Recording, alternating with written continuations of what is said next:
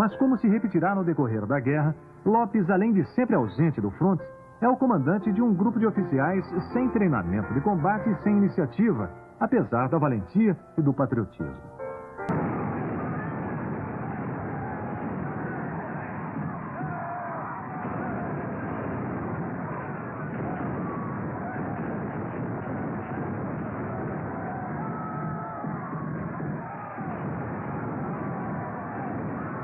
No momento em que os navios encalharam, no navio em que os navios começaram a ser abordados pelos paraguaios e que encontravam dificuldades em manobrar naquele canal estreito em que estava sendo travada a batalha. Ali houve aquele golpe de gênio do almirante Barroso, do chefe Barroso, que resolveu utilizar o potencial que ele tinha na mão, que era a fragata Amazonas, e investiu com o seu próprio navio sobre os navios paraguaios, né, usando a roda de proa da fragata Amazonas como uma espécie de ariete. E com isso ele transformou a situação completamente. Até aquele momento nós estávamos em inferioridade de condição exatamente porque estávamos tendo dificuldade em manobrar. Né? Mas quando o chefe Barroso investiu sobre os navios paraguaios e começou a colocá-los a pique, e os restantes viram que se não se retirassem, se retirassem daquele local, seriam também afundados, aí mudou completamente a situação e a quase derrota se transformou numa grande vitória. O avanço relâmpago de Lopes para socorrer o Uruguai, para isso invadindo o Rio Grande do Sul, e a inábil defesa do território brasileiro, é uma sucessão de episódios vergonhosos. Com a maior facilidade, o general Estigarribia chega até a Uruguaiana graças à covardia do general Canabarro, insensado herói da Revolução Farroupilha. Por isso, mais tarde, Canabarro é submetido a conselho de guerra, juntamente com outros oficiais.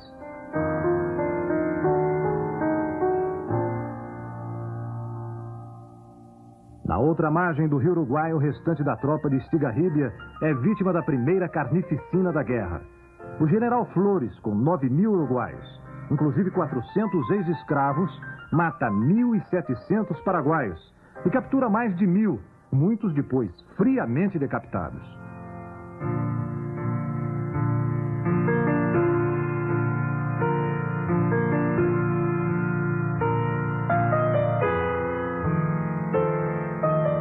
Imobilizado em Uruguaiana, Estigarribia deixa-se cercar pelos aliados. E sem luta, rende-se ao inimigo com as tropas mais bem adestradas do Paraguai.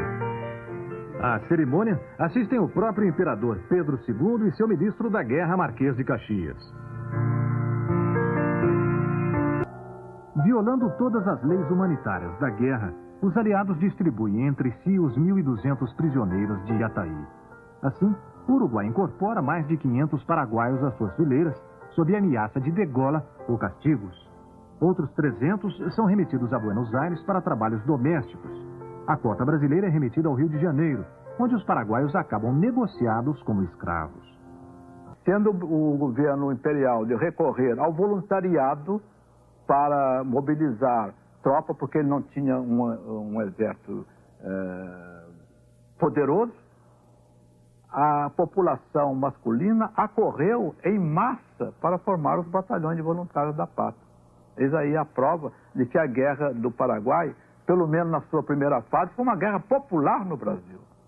O Brasil praticamente não tinha exército. Existia uma guarda nacional, que mais era uma guarda de senhores, para controlar o poder, para não permitir revoltas, etc, etc.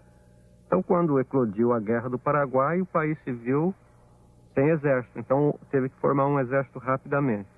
Então, criou-se, por lei, um corpo de voluntários da pátria. Esperava-se que os patriotas fossem morrer pela pátria no Paraguai. Acontece que os patriotas eram todos os senhores, etc., que não acharam muito boa a ideia de morrer no longínquo Paraguai, quando eles tinham à mão grande número de negros escravos que poderiam substituí-los. Então, o que ocorreu na prática foi que eles mandavam em seu lugar alguns negros. Esses negros eram desviados do trabalho e iam para a guerra. Naturalmente, um ou outro patriota sempre seguia para a guerra e houve falta de soldados com o desenrolar da guerra. Então se arregimentava, pegando a força, pessoas desvalidas, vagabundos, bêbados, pessoas que não tinham meios de resistir, e assim se formou o Exército Brasileiro para ir para a Guerra do Paraguai. O resultado, naturalmente, foi deprimente. Voluntários da Pátria se alistam com grande entusiasmo. Recrutamento nas ruas do Rio de Janeiro. Assim se caçam os negros. Soldados loucos para morrer pelo Brasil. Embarque heróico dos Voluntários da Pátria. En una provincia del interior de Argentina que se llama Catamarca, un herrero escribe un recibo para el gobernador. Recibí tantos patacones, nuestra moneda de aquella época, por los fierros fabricados para los voluntarios de la Guerra del Paraguay. Los fierros. Tenemos cartas así de los generales diciendo: nuestros voluntarios que van atados codo con codo. No era una guerra popular, no tenía nada que ver con el sentimiento popular. De Uruguaiana, o exército da Tríplice Aliança, sulcando a planície pantanosa da província argentina, chega a Corrientes, após a evacuação dos expedicionários de Lopes, que na infausta estocada além fronteiras, sofrem 21.000 baixas e não fazem nenhum prisioneiro.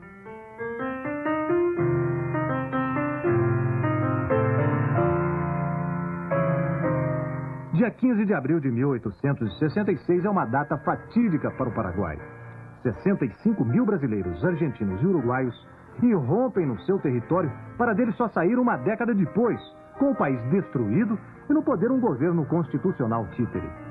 Incapaz de resistir em Passo de la Pátria e Itapiru, Lopes recua para Estero de Jaco, ao norte próximo de Tuiuti, à espera do inimigo. A guerra recomeça para o Paraguai.